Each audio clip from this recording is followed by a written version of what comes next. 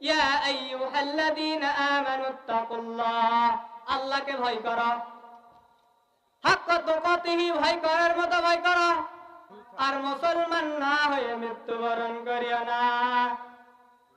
হাক্কা তুকাতিহির 1 নম্বর ব্যাখ্যা।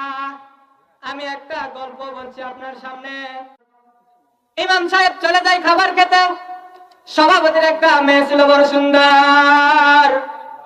মেয়েটা যুবককে দেখে ভালো লেগেছে। ভালো লাগার কারণে মেয়েটা যুবককে বলে, ইমাম সাহেব আমি আপনাকে ভালোবাসি। যুবক বলে, না না না, আই লাভ ইউ ইয়োর আল্লাহ, আমি আমার আল্লাহকে ভালোবাসি। মেয়েটা আবার তার উপরে এরকম করলো। যুবক চিন্তা করে, আমি একজন আলেম মানুষ, আমি একজন খতিব, আমি কিভাবে অবৈধ কাজে জড়াতে পারি? তিনি অবৈধ কাজে জড়াবেন না। তিনি চলে গেলেন মসজিদে। মেয়েটা তার বাবাকে ডাক দিয়ে বলে, আমাদের ইমাম সাহেব খুব ভালো, তাকে একটু দাওয়াত দেন। ইমাম সাহেবকে দাওয়াত দেওয়া হয়ে গেল। মেয়েটা খাবারের প্লেটের ভিতরে কয়েক হাজার টাকা রাখলো। খতিব সাহেব জিজ্ঞাসা মনে করে, এটা আমার পরীক্ষা।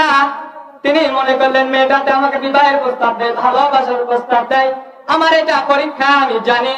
প্লেটের নিচ থেকে টাকাটা নিয়ে পাশে থেকে কোরআন শরীফ, কোরআনে কারিম ছিল পাশে, কোরআনে কারিমের ভিতরে টাকাটা রেখে দিল।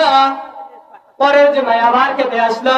মেয়েটা তার বাবাকে ডাক দিয়ে বলে, বাবা ওই যে খাবার প্লেট ছিল গত জুমায়, আমি ওই প্লেটের ভিতরে কিছু টাকা রেখেছিলাম, ইমাম সাহেব এই টাকাটা নিয়েছে। ইমাম সাহেব চিন্তা করে, আমি তো ভালোই কাজ করেছি। ডাক দিয়ে বলে, আমি নিয়েছি টাকা। মেয়েটা একদম অন্য মনস্ক হয়ে গেল। কি বলে ইমাম সাহেব? মেয়েটা চিন্তা করে, ইমাম সাহেব টাকাটা নিয়ে করলো কি? ইমাম সাহেব বলে, সভাপতি সাহেব আপনার মেয়ে আমাকে এই প্রস্তাব দিয়েছিল, উনি টাকাও রেখেছিল, কিন্তু আমি ওনাকে পরীক্ষা করার জন্য, উনি যদি দিনদার হয় এই জন্য টাকাটা নিয়ে আমি কোরআনে কারিমের ভেতরে টাকাটা রেখে দেই। এই মেয়েটা যদি দিনদার হয় তাহলে মেয়েটা তো কোরআনে কারিম করবে, এই 1 সপ্তাহের ভেতরে মেয়েটা টাকা পেয়ে যাবে। কিন্তু মেয়েটা দিনদার ছিল না। জুমার ইমাম সাহেব খতিব সাহেব ডাক দিয়ে বলে, আপনি যদি দিনদার হতেন আর আমার বিবাহের আমার মতো যুবকের স্ত্রী হওয়ার অধিকার রাখতেন, তাহলে আপনি কোরআনে কারিম এই সপ্তাহে খুলতেন, কোরআনে কারিম পড়তেন।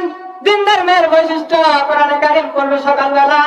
কিন্তু আপনি একটা সপ্তাহ পার হয়ে গেল, একটা দিনও কোরআনে কারিম তিলাওয়াত করলেন না, আপনি তো আমার যোগ্য না।